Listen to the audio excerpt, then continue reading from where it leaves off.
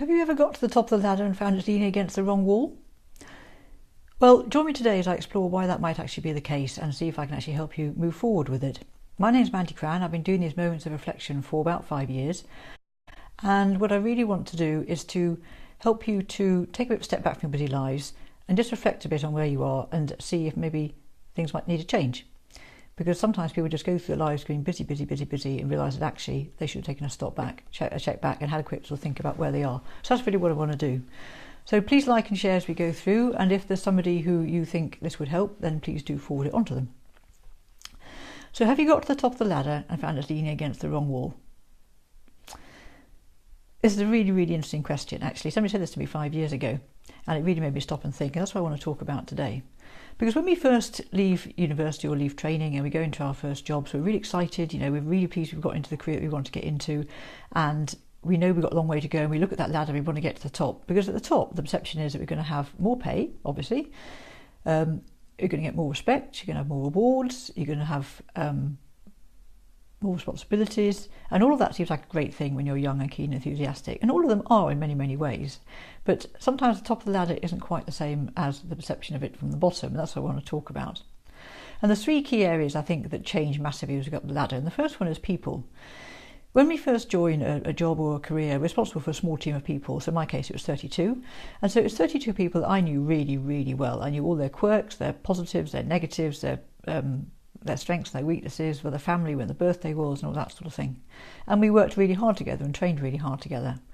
And so I knew when I was putting a team together for a particular job, I knew exactly which people to pick, depending on their strengths and weaknesses, and who got on with who and who didn't get on with who. And so you can have an impact sort of on a day-to-day basis really successfully. But as you go up through your career, you tend to get responsible. You're responsible for bigger and bigger groups of people, all of which is great, but inevitably you get further away from them. You can't get to know them nearly so well. And by the time you get to the top of the ladder, then you could be responsible for, say, 1,000, as I was. And there's no way on this earth you can get to know 1,000 people as well as you get to know 32. Some you'll know very well, but most you won't know at all, which is a real shame, and they will feel that. So not getting to know the people so well is actually really, really tough. In addition to that, you've also got lots of layers of management in between you and them who also have their own ways of doing things. And so you can't impact on people in the same way on a day-to-day basis. And for anybody who loves working with people, as I do, I did find that quite hard, actually. And I'm sure a lot of people really love that sort of first few years of really working closely with people. But the second area that changes, I think more than you perceive, is that of the job itself. So when you first join in your career, whatever it might be, the chances are you can have an impact sort of day to day. You can influence people's lives on a daily, weekly basis, and you're probably only planning a week or maybe even months ahead. So you see the results of what you put in, and you can change things and have an impact really quickly. That's really satisfying.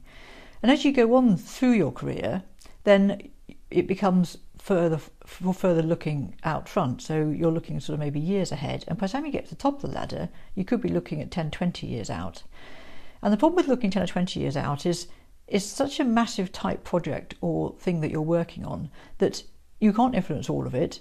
And trying to keep that enthusiasm, that belief in it, when it's taking 20 years to put it together is really, really hard.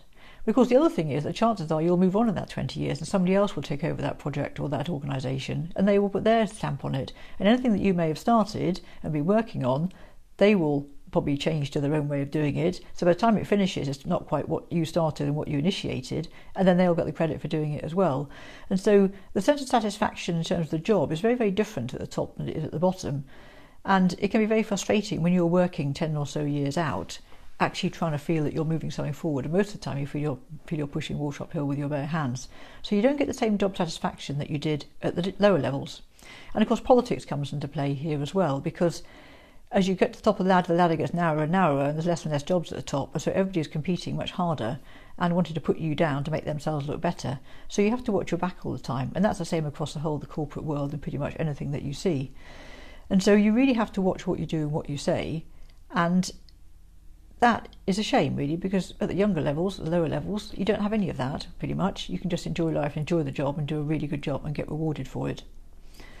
And the third area that I think is really important and different between the bottom and the top is that of your family.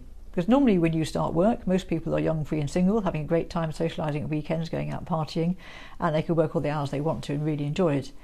And then most people get married, some have families, and certainly I did. And so as time gets on, when the children are younger, you still have a fair amount of time to see them and spend time with the family. But as you get towards the top of the ladder, you're spending more and more time away. You're perhaps going to long conferences, long meetings, spending days, weeks, sometimes months away from work, from home. And so you're seeing less and less of the family, and you're probably working longer hours. Instead of coming home at 5, you're coming home at 8.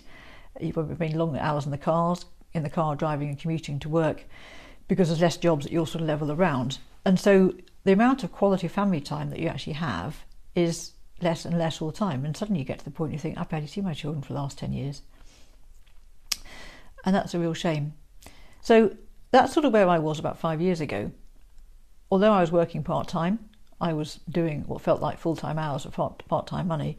And I was having a chat to somebody and they just turned to me, do you know what, Mandy, the problem is you get to the top of the ladder and you're finding it leaning against the wrong wall. And I think he's talking more about himself actually, but it absolutely connected with me. And I thought, do you know what, that's me. And I had thought about staying on for one more job, but I decided not to, so I'd go and do something completely different and go back to some of the basics that I'd loved of working with people on a one-to-one basis and helping and coaching them and seeing daily and weekly results rather than working 10 years in the future, is what I do now. So I hope that's helped. If we haven't met yet, my name is Mandy Cran, and people come to me when they realise that they need to make changes in their life if they want to have better health and quality family time in the year ahead. So my question for you this week is, have you got to the top of the ladder? Is it giving everything you want? Or maybe is it now the time to actually look for something different? Well, I'm actually looking for a new business partner at the moment, so if that connects with you, then please contact me and have a chat on mandy@thebuzzgroupbemore.co.uk. I look forward to hearing from you. And join me next week live on Facebook at 10 o'clock, and I'm going to be talking about the Magna Carta. So have a great week.